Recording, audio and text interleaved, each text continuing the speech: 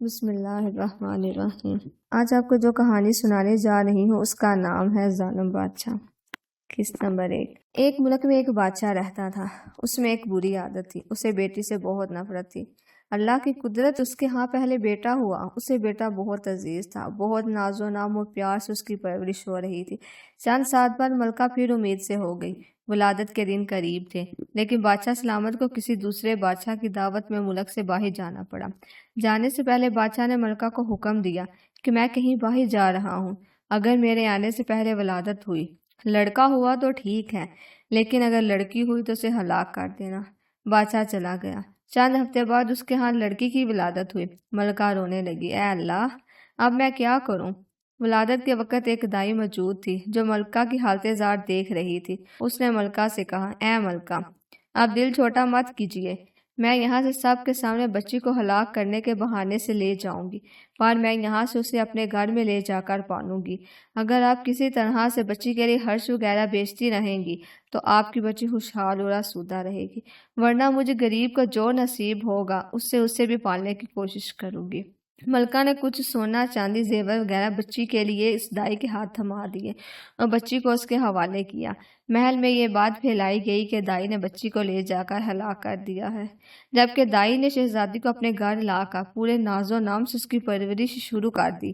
جب بادشاہ سفر سے واپس آیا تو اسے یہی احوال سنایا گیا کہ آپ کے جانے کے بعد بچی کی ولادت ہوئی اور آپ کے حکم کے مطابق اسے ہلاک کر دیا گیا۔ بادشاہ اپنی بری عادت کے باعث خوش ہوا۔ دائی نے لوگوں کے سامنے اس بچی کو اپنی نوازی ظاہر کیا۔ کبھی کبھار بادشاہ سے چھپ چھپاتے شہزادی کو لاتی اور ملکہ اپنی بیٹی کو دیکھتی، جس کے باعث اس کی ممتا کو کچھ قرار ملتا اور وہ دائی کو سونا چاندی اپنی بیٹی کے واسطے دے دیا کرتی۔ چونکہ شہزادی کی پرورش اچھے طریقے سے ہو رہی تھی، اس لیے اس کا خوب قد کاٹ نکل آیا تھا اور وہ خوبصورت بھی تھی، اس لیے جوان ہوتے ہی دنیا کے سامنے شہزادی نہ ہوتے ہوئے بھی شہزادیوں کی طرح دکھنے لگی۔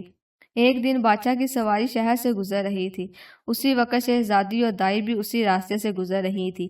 بادشاہ کی نظر شہزادی پر پڑی تو اس نے پوچھا، یہ کون ہے؟ وزیر نے کہا، یہ اس بیچاری عورت کی نواسی ہے۔ بادشاہ نے حکم دیا، مجھے یہ بہت پسند آئی ہے، کل اس کے گھر میرے لیے رشتہ لے کر جانا۔ چونکہ حقیقت کا کسی کو پتہ نہیں تھا، اس لیے دوسرے دن وزیر، وکیل وغیرہ دائی کے گھر بادشاہ کے لیے اس کی نواسی کا ہاتھ مانگنے گئے۔ اب دائی کے اوسان عطا ہو گئے کہ یا اللہ، اب میں کیا کروں؟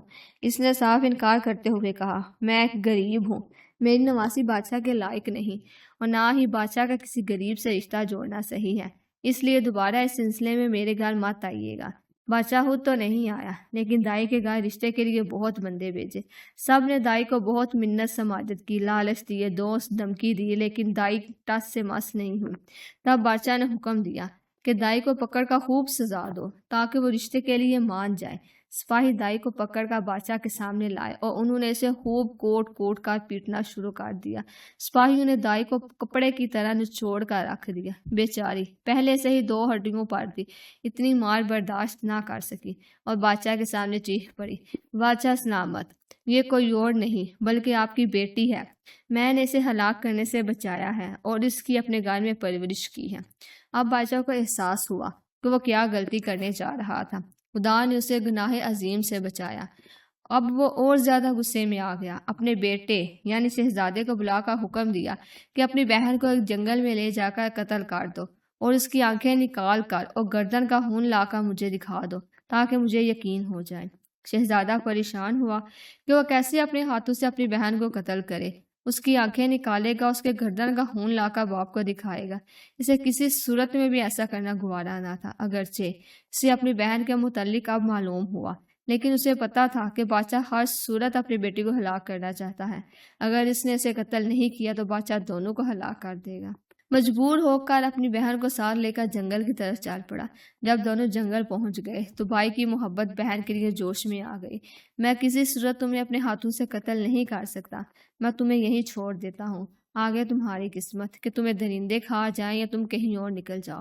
لیکن بھائی نے بہن کا ہاتھ پکڑ کر کہا، نہیں بھائی، تم مجھے قتل کر دو، میری آنکھیں اور خون لے جا کر باپ کو دکھا دو، نہیں تو وہ تمہیں مار دے گا، جو مجھے کسی صورت میں بھی گوارا نہیں۔ دونوں بہن بھائی ایک دوسرے کے گلے لگ کر رو پڑے۔ آخر کسی طرح بھائی نے بہن کو منا لیا اور شہزادی آنسو بہاتے گنے جنگل کی طرف جانے لگی۔